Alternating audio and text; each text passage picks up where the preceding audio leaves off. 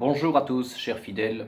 Nous sommes aujourd'hui le 25 avril et en ce jour, l'Église catholique, en plus de célébrer la fête de Saint Marc, le deuxième évangéliste, elle organise un événement liturgique que l'on appelle la procession des litanies majeures.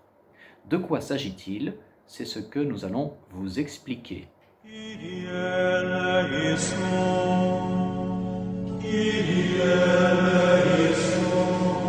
Christe eleison, Christe eleison. Depuis le IVe siècle, Rome organisait chaque année, sans qu'il y ait un jour fixe pour cela, une grande procession à laquelle participaient le clergé et les fidèles. Cette procession était une supplication adressée au ciel.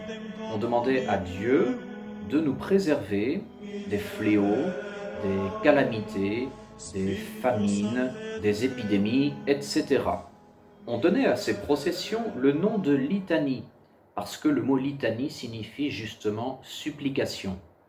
Et d'ailleurs, ce que nous appelons le chant des litanies, ce sont des chants adressés à Dieu, à la Sainte Vierge ou aux saints, qui commencent tous par une prière de supplication, Kyrie eleison, ce qui signifie « Seigneur, ayez pitié de nous ».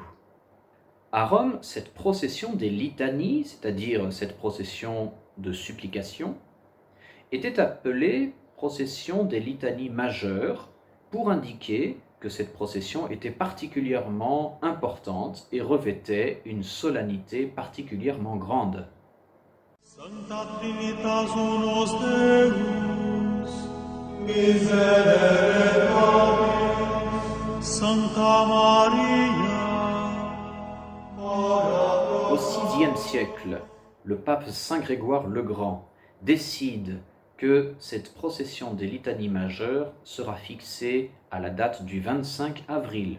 Et il décrète que la procession s'achèvera dans la basilique Saint-Pierre.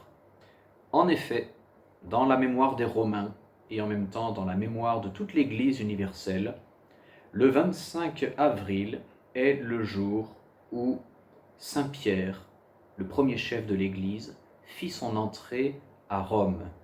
Saint Grégoire le Grand voulait donc qu'un événement particulier puisse servir à commémorer ce grand jour de l'entrée de Saint-Pierre à Rome. Et comme la procession des litanies majeures était particulièrement importante à Rome, il décida que cette procession aurait lieu le 25 avril. Sancta Dei Genitrix, ora pro nobis, Sancta Virgo Virginum, ora pro nobis. Malheureusement, depuis quelques décennies, la pratique des litanies majeures s'est perdue dans beaucoup de paroisses catholiques. Heureusement, elle s'est conservée dans certaines paroisses, et c'est le cas dans notre paroisse, à la mission Saint-Pédis. Mais il ne faut pas désespérer qu'un jour, cette pratique soit universellement rétablie dans toute l'Église catholique, tellement elle est féconde pour notre vie spirituelle et pour obtenir des grâces du ciel. Actuellement, chers fidèles, vous ne pouvez pas venir à l'Église en raison des circonstances. Néanmoins, nous voulons vous proposer de vous unir à la prière de ces litanies majeures.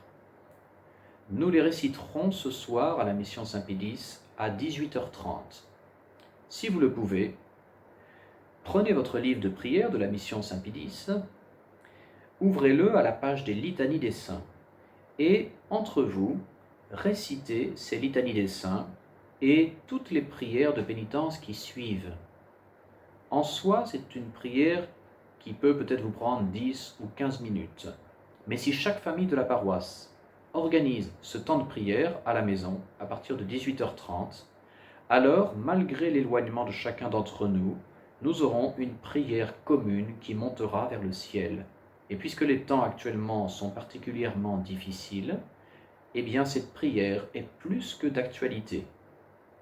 Naturellement, cette prière des litanies des saints et des prières qui suivent ne remplace pas la neuvaine organisée actuellement par la mission Saint-Pédis.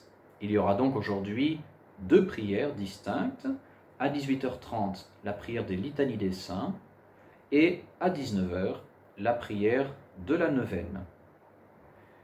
Chers fidèles, nous vous souhaitons bon courage en ces temps difficiles, gardez espoir et pensez à offrir toutes vos souffrances au bon Dieu, ces souffrances qui passent, de manière à pouvoir obtenir un jour la vie éternelle. Omne sancte patriarcha et prophete, ora te pro nobis. Sancte Petri et Paule, ora